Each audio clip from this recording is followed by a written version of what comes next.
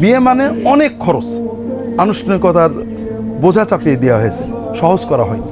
অথচ বিবাহকে, ইসলামের নীতি হলো বিবাহকে সহজ করো, ব্যভিচারকে কঠিন করো।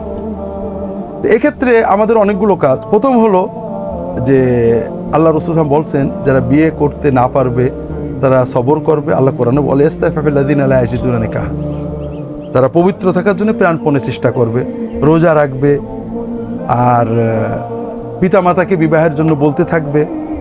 যতদিন বিবাহ না হয় তারা সবর করতে হবে, এটার তো কোনো বিকল্প নেই। বুঝতে পেরেছ? নিজে প্রাণপণে সৎ থাকার চেষ্টা করবে। এখন জোর করে বিয়ে করলে সামাজিক সমস্যা, আর পিতামাতার মতামত বিয়ের ক্ষেত্রে দরকার। কারণ তুমি যখন চোখে দেখে পছন্দ করবে, এখানে ভুল হওয়ার সম্ভাবনা থাকে।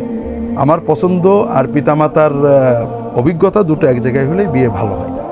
তো এটা কঠিন সমস্যা সমাজের। এক্ষেত্রে করণীয় একটাই, রোজা রাখতে হবে। রোজা রাখতে এত কষ্ট না, আর ভালো পরিবেশে থাকতে হবে। যেটা আমাদের ভিতরে বেশি পাপের দিকে, ওইটাকে বেঁচে থাকার চেষ্টা করতে হবে।